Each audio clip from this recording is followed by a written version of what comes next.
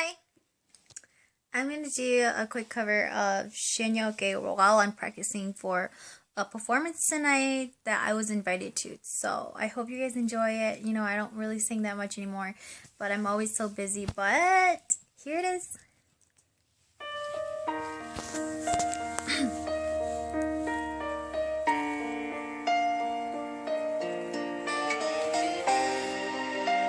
My sisters.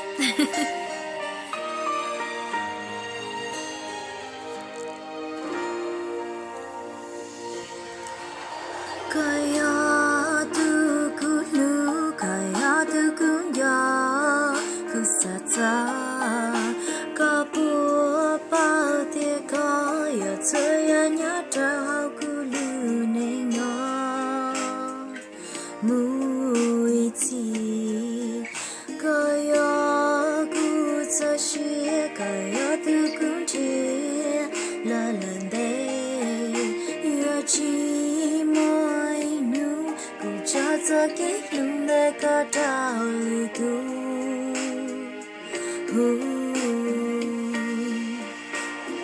ka pu na ku shu hu ta ka nya de la nya je ku lu she da ka wa ke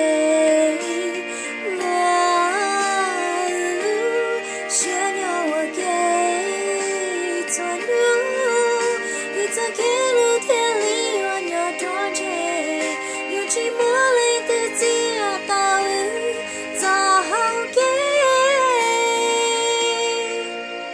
Good no go sure, but a kilo how Kakamu Kunjang gets a kilo, your cheat more new in cheats a gay chambu.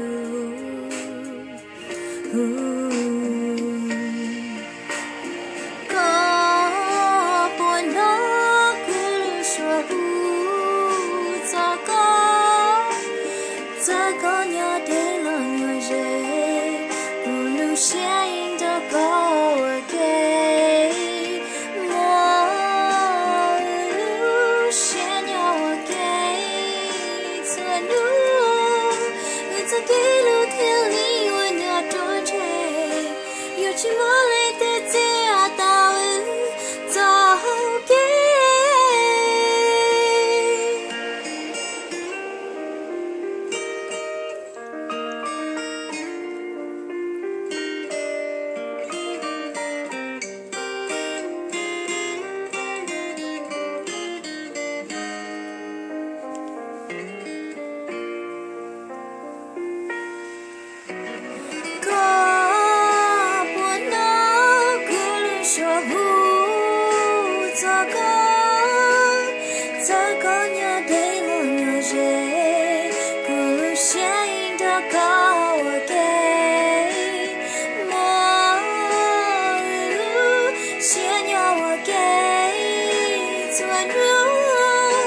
It's a kilo till you and your don't you cheat more like the dear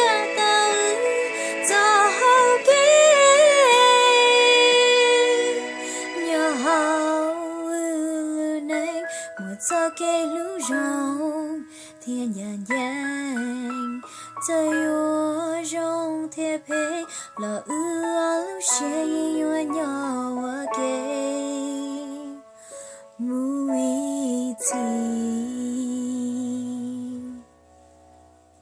Thanks for listening.